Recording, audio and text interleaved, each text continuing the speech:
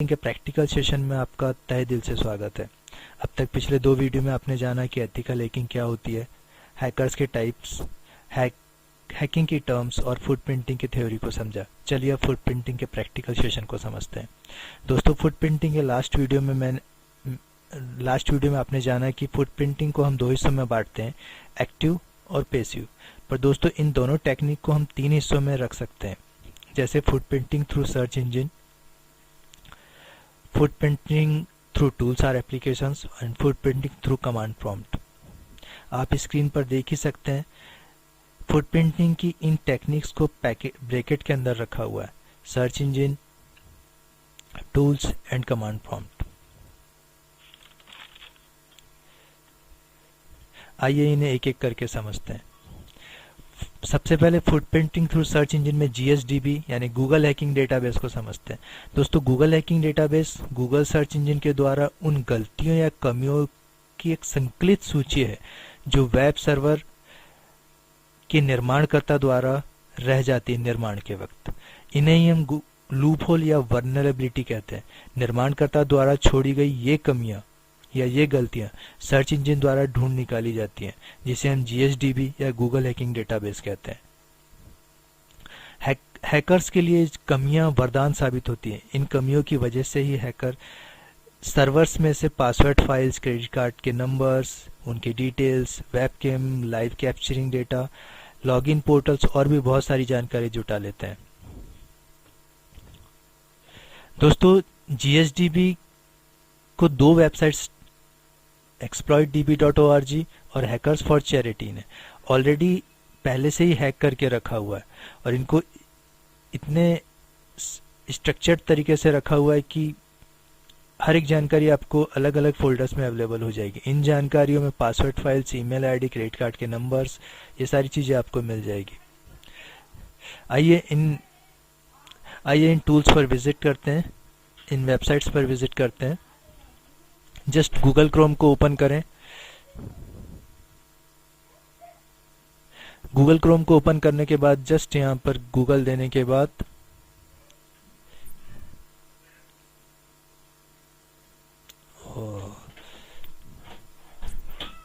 Sorry दोस्त,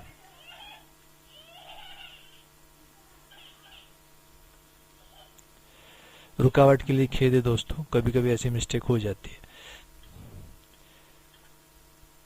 google.com पर click किया,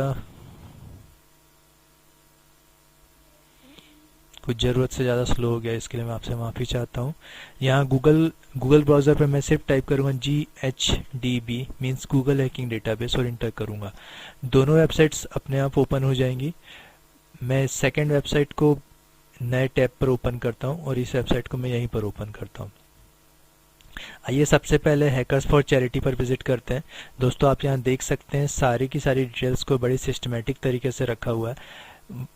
वल्नरेबिलिटीज जिन जिन सर्वर्स में पाई है उनकी 215 एंट्रीज है। एरर मैसेज जिन जिन वेबसाइट्स और जिन जिन सर्वर्स पर उनके 68 एंट्रीज हैं। फाइल कंटेनिंग जूसी इन्फॉर्मेशन जिनमें बहुत जूसी इन्फॉर्मेशन हैं, जिनमें बहुत इंटरेस्टिंग टाइप की इन्फॉर्मेशन की 230 एंट्रीज हैं। जिनमें पासवर्ड्स फाइल्स वगैरह ऐसी 135 एंट्रीज है। जिनमें यूज़र नेम्स हैं ऐसी 15 एंट्रीज है। यहाँ पर आप देख सकते हैं लॉगिन पोर्टल की 232 एंट्रीज हैं। दोस्तों, लॉगिन पोर्टल जो पर्टिकुलर किसी वेबसाइट्स के लिए ऑलरेडी आते हैं, जैसे MP ऑनलाइन वगैरह, इस टाइप की जो लॉगिन पोर्टल वाली वेबसाइट्स होती हैं उनकी 232 एंट्रीज हैं यहाँ पर। नेटवर्क वल्नरेबिलिटी के 59 एंट्रीज है।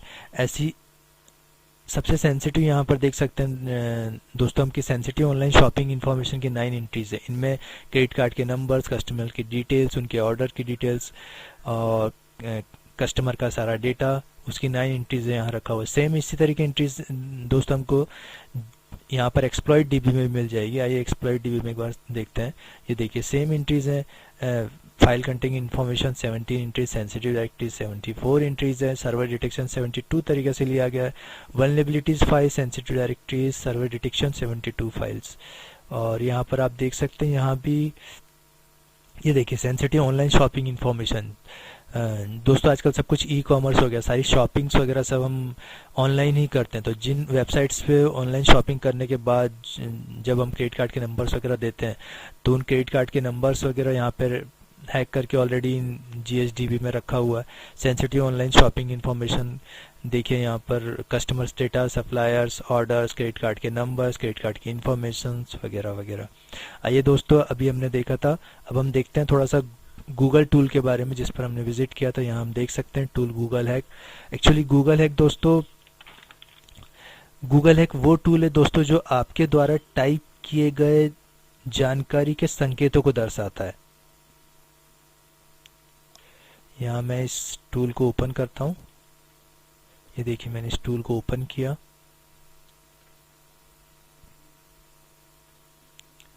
नए वर्जन के लिए पूछ रहा है, मैंने नो बोला।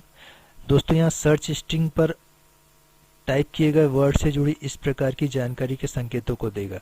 जैसे सर्च स्ट्रिंग पर मैं यहाँ एक नेटवर्किंग टाइप कर देता हूँ। नेटवर्किंग, मुझे नेटवर्किंग की सारी बुक्स चाहिए दोस्तों। मैं नेटवर्किंग की बुक्स ले लेता हूँ। मुझे नेटवर्किंग की बुक्स में PDF file, CHM file, zip file, DOC, RAR और टेक्स्ट फाइल, इस तरीके की बुक्स चाहिए। अब मैं इसे सर्च पर क्लिक करता हूँ दोस्तों। यहाँ पर देखते हैं, ये देखिए index of internet books, index of internet e books, index of books, index of parent directory. दोस्तों मैं यहाँ पर क्लिक करता हूँ। यहाँ आप देख सकते हैं दोस्तों सारी तरीके की बुक्स मेरे पास है। यहाँ पर ASP.NET की बुक्स है, CCNA की बुक्स हैं, CCNA सिस्को की बुक्स हैं, इंटरनेट की बुक्स हैं, IP वर्जन 6 पर बुक्स हैं, इंटरनेट की PDF फाइल है, malware networking, master networking, Windows server पर नेट 1 नेट 2। दोस्तों हैकर्स इन्हीं तरीके से अपने लिए स्टडी मटेरियल इकट्ठा करते हैं दोस्तों। आप इसे नॉर्मली अगर सर्च करेंगे गूगल्स पर तो ये आपको नहीं मिलेंगे, क्योंकि सर्चिंग का तरीके में जैसे मैंने आपको बताया था, all in title, all in text, in URL, इस तरीके से सर्च होता है। तो आप यहाँ देख सकते हैं जो दोस्तों जिस पर भी आप क्लिक करेंगे वो सारी डायरेक्टरीज, वो सारी PDF फाइल ऑटोमेटिकली अपलोड कर सकते हैं और आपके पास पूरा स्टडी मटेरियल होगा जैसा भी आप चाहें। आइए दोस्तों अपने प्रेजेंटेशन पर वापस चलते हैं। यहाँ हम थोड़ा सा आगे आते हैं। इन टाइटल, इन टेक्स्ट, मैं आपको पहले ही बता चुका हूँ गूगल सर्चिंग के टाइम पर हम इन title, in text, in URL, file type, link, all in title, all in text और साइट। जैसे मान लीजिए किसी साइट्स के कितने डोमेन चल रहे हैं, आपका किसी हैकर के लिए उसका जो टारगेट होता है, मान लीजिए अगर कोई बड़ी ऑर्गेनाइजेशन है तो उसे अगर पता करना है कि उस ऑर्गेनाइजेशन के कितने डोमेन नेम है, कितने और सब डोमेन चलते हैं, वो पता करने के लिए आप सिर्फ साइट लिखिए, कॉलन दीजिए गूगल ब्राउज़र पर और स्पेस देकर जो आपका टारगेट है उसका डोमेन नेम यहाँ लिख दीजिए, इंटर कीजिए, उसके जितने सब डोमेन्स चलते होंगे वो आ जाएंगे।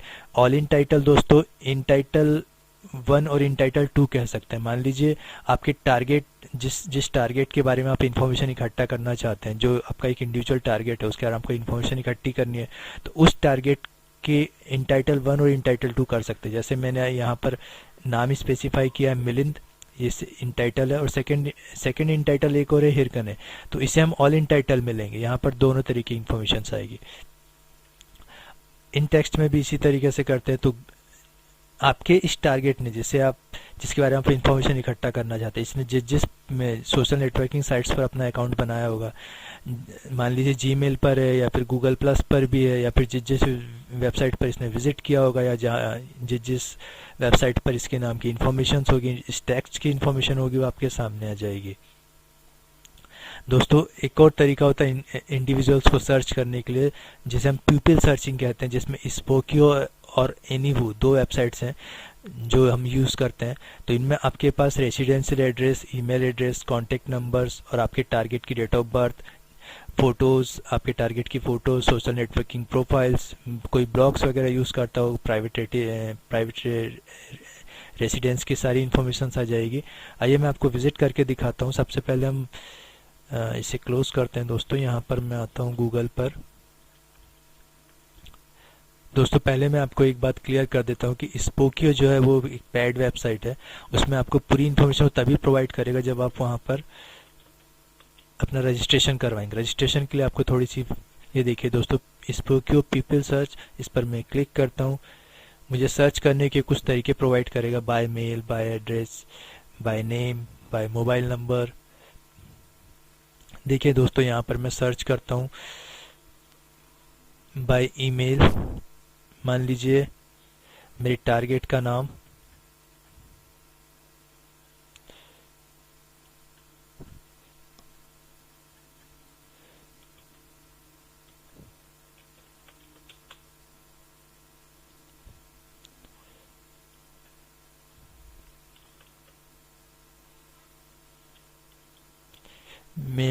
मैं अपनी एक स्टूडेंट का नेम लेकर चल रहा हूँ दोस्तों।